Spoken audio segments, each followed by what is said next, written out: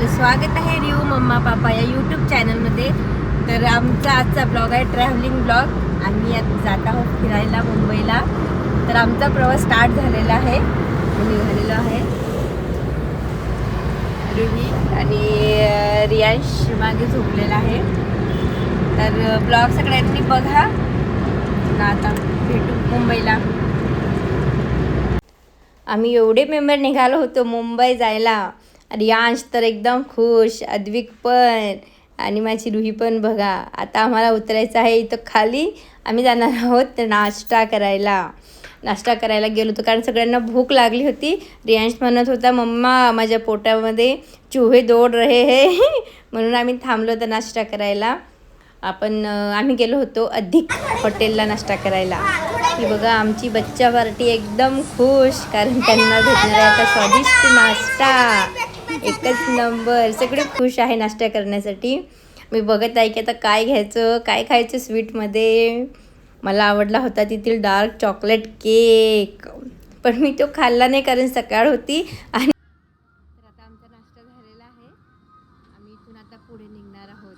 कुठे जाणार आहोत चला सांगू पुढे. त्यासाठी तुम्हाला पूर्ण ब्लॉग बघावा लागेल कुठे जाणार आहोत. तर ओके ओके ओके चला बाय. मंडळी कुठे आहे आपली? आहे ना, बाकी दोन मंडळी बसलेले आहेत अजून बाकी सर्व.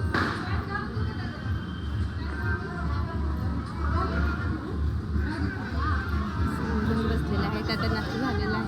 आता आम्ही इथून पुढे निघणार आहोत पुढच्या प्रवासासाठी. आणि कुठे जाणार आहोत यासाठी तुम्ही पूर्ण ब्लॉग नक्की बघा. तर आता आम्ही निघालो आहेत पुढच्या प्रवासासाठी. रुही मस्त पप्पांजवळ बसलेली आहे. रियांश एन्जॉय करतोय. मनोज बसलेले आहे. दादा गाडी चालवत आहे आणि मी पण निवांत बसलेली आहे. तर निघालो आहे आम्ही पुढे जायला. रस्त्यामध्ये मस्त गाणी एन्जॉय करत गेलो. खूप छान वातावरण होतं. थंड वातावरण होतं कारण आम्ही मॉर्निंगलाच निघालो होतो ना, त्यामुळे खूप भारी वाटलं रस्त्याने पण. आणि प्रवास पण एकदम छान झाला आमचा. रस्त्यामध्ये ना मला पेरू दिसले होते. खूप छान पेरू होते आणि ते खायचं मन झालं. तर आम्ही नेक्स्ट स्टॉलला थांबलो आणि पेरू घेतले. अप्रतिम पेरू होते. खायला एवढे स्वादिष्ट लागले ना, बाप रे बाप. तुम्ही पण कधी गेले ना त्या रस्त्याने तर एन्जॉय करा नक्कीच. पेरू खूप छान आहेत. रुही झोपून गेलेली आहे आणि आम्ही दोघांनी पण पेरू संपवलेले आहेत आणि आम्ही निघालो आहोत पुढे. तर बघा ट्रेन किती भारी दिसत आहे. आम्ही इथं फोटोशूटसाठी थांबलेलो आहोत. काय खंडाळा घाट आहे ना, इथं फोटोशूट करून आम्ही निघालो होतो मुंबईला पोहोचलो. तेथील काही शूट आम्ही करू शकलो नाही.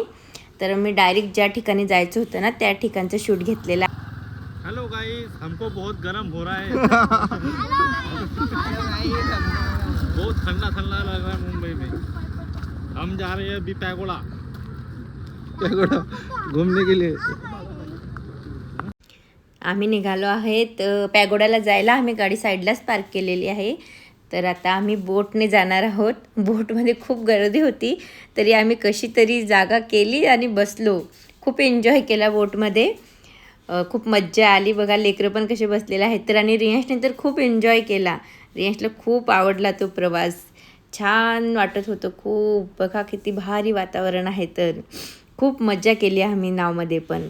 आणि नंतर उतरल्यानंतर पण पायी चालत जायचं होतं. खूप लांब चालत जायचं होतं. अक्षरशः थकली होती मी जाता तर.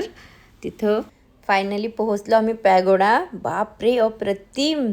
बाहेरूनच एवढं छान दिसत होतं ना, तर आतमध्ये तर तुम्ही विचारच करू शकत नाही. एवढं छान. खरंच एकदा सगळ्यांनी भेट द्यावी ह्या ठिकाणाला.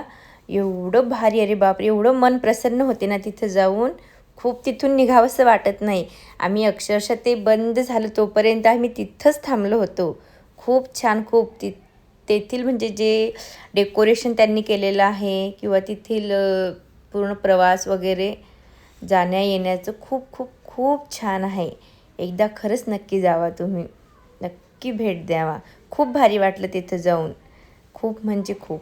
आम्ही आता फायनली आतमध्ये एंट्री केलेली आहे. सर्वांची चेकिंग झाली. निलेशची चेकिंग सुरू होती आणि एंट्री करताच आम्हाला गौतम बुद्धांची मूर्ती दिसली. आम्ही तिथे नमस्कार केला आणि पुढे निघालो. रुही पण खुश होती. ऊन होतं थोडं पण काही प्रॉब्लेम नव्हता. मुलं पण खेळत होते. आम्ही आतमध्ये गेलो. खूप भारी वातावरण आहे तिथलं. तुम्ही पण जावा. आणि बघा नक्कीच.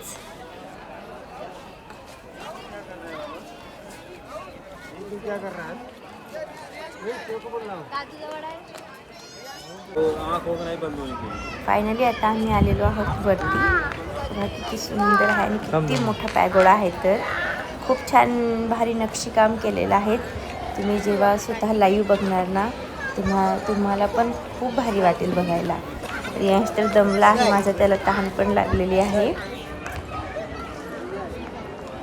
तर वरती सर्व फोटोशूट करत होते. बघू शकता किती सुंदर वातावरण आहे. तर संध्याकाळ होत आहे आता. आम्ही आतमध्ये गेलो. आतमध्ये बघितलं आम्ही, एकही पिलर आतमध्ये नव्हता. एवढा मोठा पॅगोडा कसा बनवला असेल बाबा, आश्चर्याची गोष्ट आहे. तर नक्कीच तुम्ही पण भेट द्या. व्हिडिओ आवडल्यास लाईक शेअर आणि कमेंट करा. थँक्यू.